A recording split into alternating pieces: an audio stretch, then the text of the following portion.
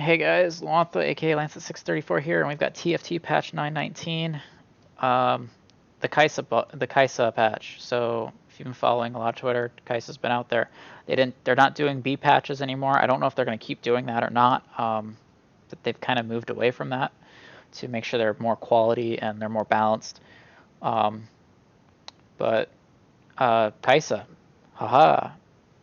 Let's see what we got. So obviously Kaisa. So she's going to be a Void Ranger Assassin. So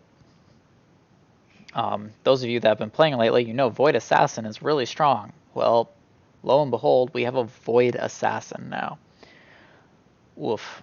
Good news is there's nerfs below for Void. We'll get to that in a bit. Anyways, Kaisa's a 5 cost with 700 health, 20 armor, 55 AD, 1.25 attack speed, and with 50 starting mana, and her she ults at 125. The ability is her Killer Instinct, which is her R in Rift. And she's going to dash, and she's going to shield herself for 300, 600, 900, which, by the way, scales with spell power. And she gangs attack speed, which also scales with spell power of 30%, 60, or 90% attack speed for 3 seconds. So note, she gets the shield, I think, permanently, and the attack speed for 3 seconds. I'm not sure if they're both on 3 seconds. But note, as an assassin, she's going to leap first at the start of a fight. Then she's going to do her ranger stuff. And then she's going to do her ult to the other side of the fight, because she's always going to ult the furthest enemy unit. So, interesting. I think it's just going to be very similar to when Jinx got dropped, is she's going to be the new carry. Everyone's going to run her as carry. It's going to be all over. There's going to be comps left and right using it. New items. We've got sparring gloves. So these have been out on PB for, what, 3 weeks? But they give 10% crit chance and 10% dodge chance as just a base item. Obviously, when you upgrade them, if it's an offensive upgrade, you go to 20% crit strike chance. If it's a defensive upgrade, it's 20% dodge chance. If you have Thief's Gloves, so Thief's Gloves is what you get when you merge 2 sparring gloves together. That gives both, so it's 20% crit and 20% dodge. Mittens also gets both, so that's the spatula and sparring gloves. Anyways, so IE is now in here with Sparring Gloves BF Sword. It's 20% crit chance as its stats. So again, it's incorporating that crit chance. And you have 150% increased crit strike damage. So it's now all your crit in an item. Beautiful. Beautiful. You got Repeating Crossbow, which is Sparring Gloves, Recurve Bow. On death, this jumps to an ally champion and grants an additional 20% attack speed and critical strike chance. So basically, you put this on a frontliner, they die, it jumps to another unit, and another unit, and another unit. Really, really good item here. Just because it's going to constantly jump to another ally champion. And really, you're going to want to throw it on something frontline. I don't know if it stays on that champion that jumps to at the end of the round. That's something I'd have to experiment with. Then we got Jeweled Gauntlet, which is Sparring Gloves, Needless Large Rod, and it's your spells can crit. So, and that's also going to be 20% crit chance on that item. So, A-Souls are happy everywhere because you can just crit and one-shot everything now. Hand of Justice, which is Sparring Gloves, Tear the Goddess. And start of round, getting either 40% more damage or 40 life on hit. So you get one of the two at the start of the round. All in all, really good buffs. So,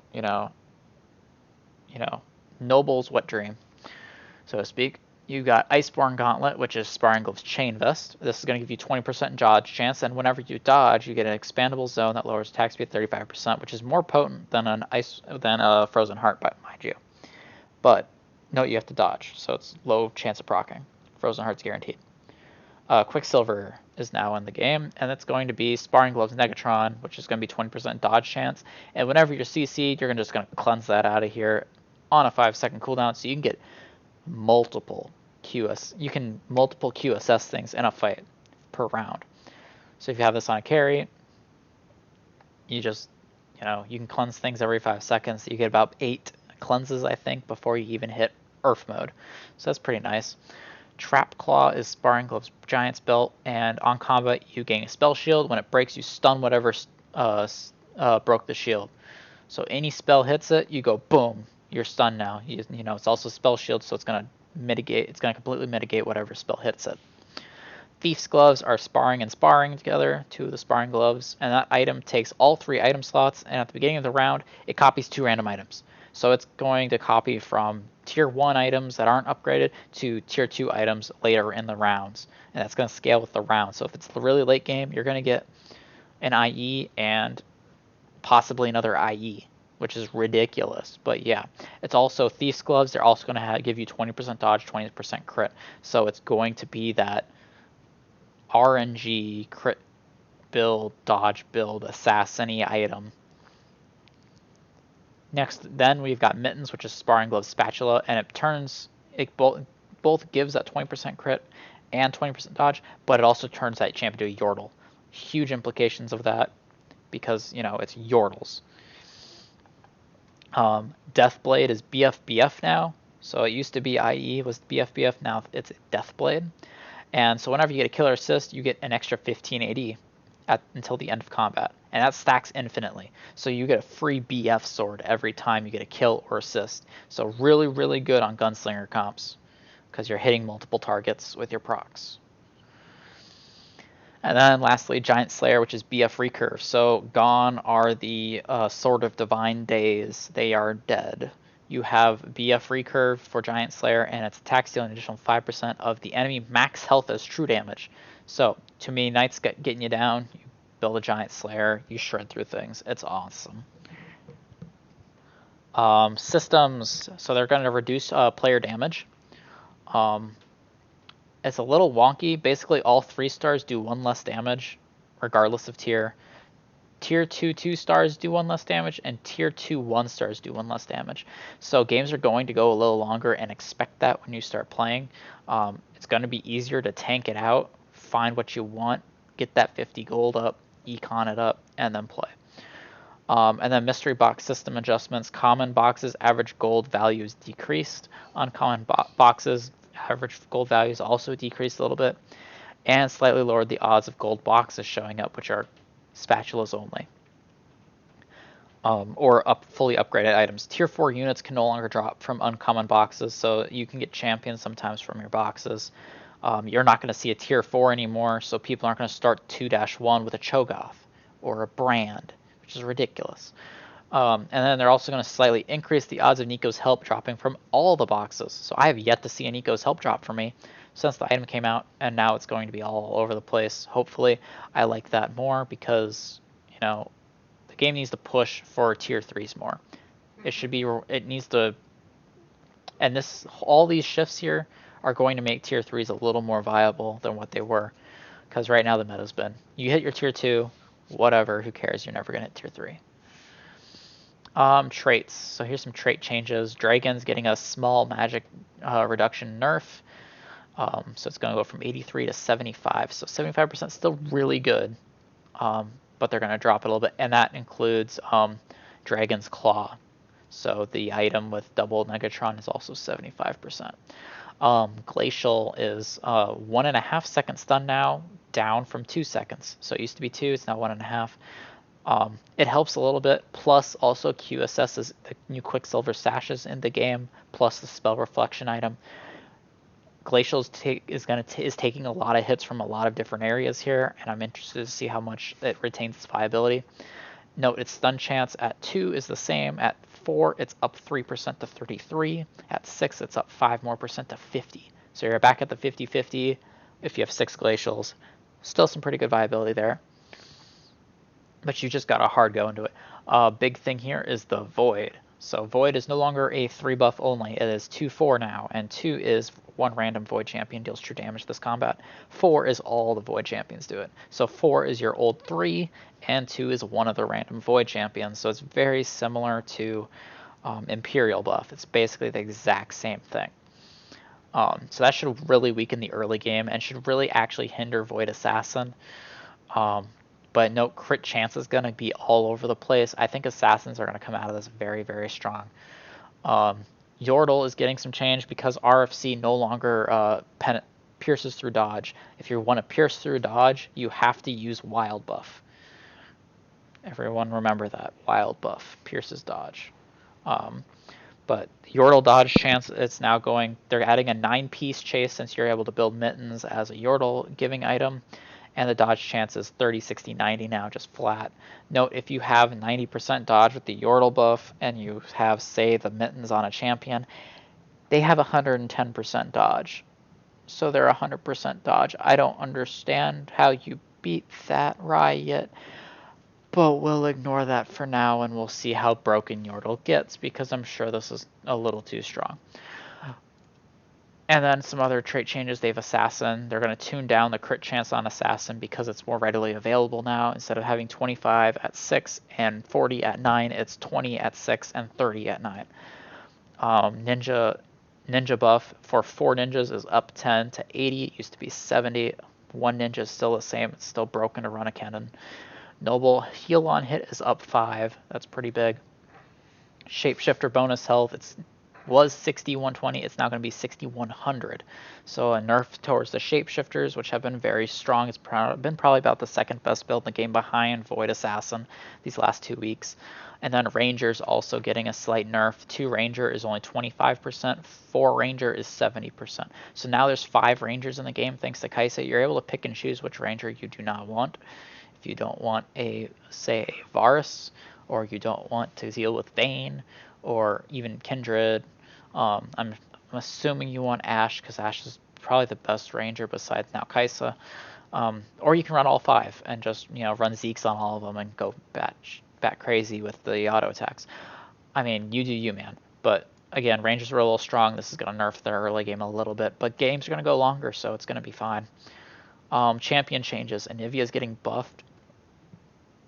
So her ability is not going to target their furthest target. She's going to start with some mana. So it's only 75 mana to ult now versus 100. But she's not going to get that second ult probably ever. And she's got more attack speed and more base health. So overall, a good solid buff for Anivia because she's a 5-cost unit. She hasn't been performing like one. Kassadin is losing damage and attack speed. And they're upping his armor and his mana steal shield power in an effort to shift him into a more tank Sork versus a DPS champion. So basically making a carry Kassadin isn't going to work because his base stats aren't there anymore, is what they're trying to kind of do, which also hurts that Void Assassin build. Then you got MF getting a buff, more attack speed, more health. The mana is now doubled. Instead of 75, it's 150, but they just buffed the damage out the wazoo, basically. So you just want to put as many tiers on this as you can. You're never going to get a Spear of Shojin to activate twice probably for her, but she's going to attack a bunch with the Gunslinger proc, and then she's going to drop this massive ult on the furthest target because they changed their targeting from current to furthest. Really good buff. Hopefully we see some more MF just wave clears because it's really fun to watch. I mean, it's probably frustrating to play against, but it's really fun to watch. Okay, and then individual champions. So those were the big ones. Now tier 1s, Mordekaiser's now going from 0 to 100 to 50, 150. Okay, but the spell damage is going up at rank 1 by 50, and 175 at rank 2, and 300 at rank 3. So Mordekaiser, huge damage buff here on his ultimate. Tristana spell damage up 10, 20, 30 between its tier 1, 2, and 3. Cool, whatever. I don't think Tristana's bad. Plus, it's vital for Gunslinger. Tier 2, you got Blitzcrank getting 50 more health. His ability damage is really high now. Went from 100, 450, 800 to 250, 550, 850. So tier 1 Blitz is really strong now. Tier 2 Blitz is stronger. Tier Blitz, you never hit Tier 3 Blitz basically, but still, that's a lot more damage. And anytime you add spell damage to that, it's 20 increments of 20%.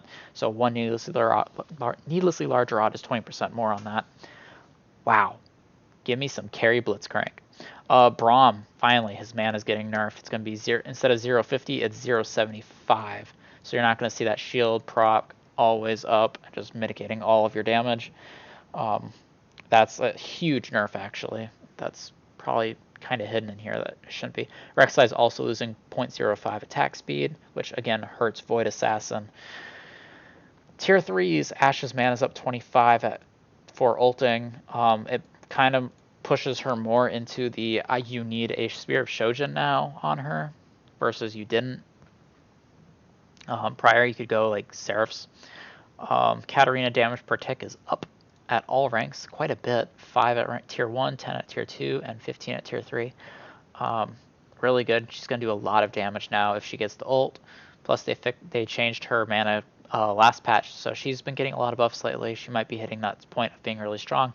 Shyvana burn damage on her transformed dragon form is down 50, 75, and 100 at her 3 ranks. Trying to push away that Shyvana shapeshifter carry. I throw Shyvana at you and you can't kill it because it's immune to magic and heals and does more damage than all your carries. So I like the change. Veigar spell damage is up 50, 100, and 150. Note if it's lower star than the Veigar, he just instant kills it. So this is just base damage on things he doesn't kill. So it alleviates the I only have a 2-star Veigar or I only have a 1-star Veigar and I can't one-shot him. So that's good. I like it. Vi gets 50 more health. Her spell damage is 50 more at all ranks. I want to see some Vi carries. I want to see some highlights of this where you just put all your damage onto a Vi and just let her ult back and forth and kill everyone because that's a lot of damage. Volibear gets 50 more health. He loses some attack damage and he gets more attack speed. I like this change. It's less chunk damage, but you can Godbear's back. You can do Godbear with this because you put more attack speed on it. It amplifies higher because he's a higher base. And more health means he's more reliably going to get his ult off. Tier 4 changes. Akali is getting a huge amount of attack speed. Nar's losing 50 health, and he's losing transform health. That's because Nar's been extremely strong. Again, one of the linchpins of why Shapeshifter has been so strong for so long. Jinx is getting some more attack speed, 0.05 more to 0.7. Kindred's getting the same thing. Kindred's ability duration is losing a second on its ability, so you're no longer going to have Kindred ult just lasting forever. 1 second less, it's going to be nice. Sejuani's losing 50 health, and her stun duration is again getting smacked because they buffed it, and they realized it was too much again. So her stun duration is going from 246 to 3.55, and her health is going from 850 to 800. Tier 5, other small changes in here they're trying to sweep under the rug. Swain damage. Swain's losing 10 damage at all ranks, so he goes from 50, 100 to 150 to 40, 80, 120. It's quite a bit of damage. And his heal per tick is getting reduced too, and this is 10 across all ranks. It's a flat 10. It goes from 40, 70, 100 to 30, 60, 90. That's quite a bit of Swain nerf, actually. But again, he was a shapeshifter, he was a demon, he was an Imperial. He was benefiting from all those buffs, and he was enabling a lot of comps, and a lot of comps wanted him. Well, let's take him down a peg, and let's see what other comps can show up. Yasuo's also getting 50 more health, which is big because his passive doubles his health. Is it? Yeah, doubles his health to make his shield. So it's now going to be a 100 more shield on top of the 150 more health. So it's 150 more effective health. And the current items that are in the game that are getting changed are the Dragon's Claw. We mentioned that above. It's now the reduced magic resistance, 75 instead of 83. Frozen Heart is going to have 5% more attack speed, so that's going to match Iceborne Gauntlet now, which is interesting because we'll have to see how big Iceborne Gauntlet's AoE is, because it's the more dodge you have, the higher the AoE is supposed to be.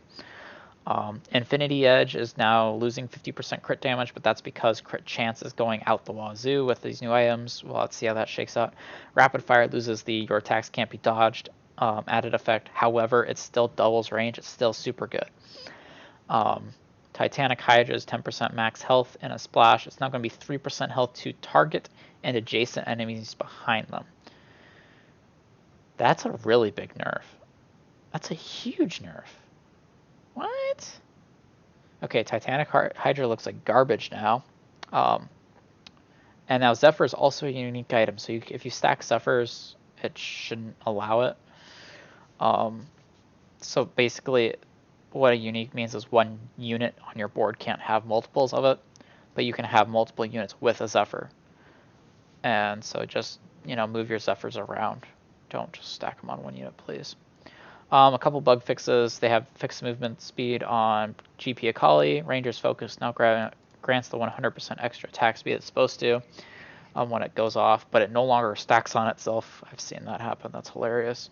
Matchmaking is less streaky, and I believe this is the patch they're fixing AB that's been going on, where you just fight the same 2 people over until you lose. Elisa's Spiderlings have updated stats, so they buffed him last patch. They must have not made it. And the range of Lucian's ability will always equals attack range. He'd end up getting a little bit more range on his double proc. That must be going away. So overall, pretty good stuff. I think Kai'Sa is going to be the new carry to build around, but I think Void's gotten smashed enough that it might not be. You might not build Void around her at all. Even you might just build Ranger around her. But I think Ranger is going to be really strong.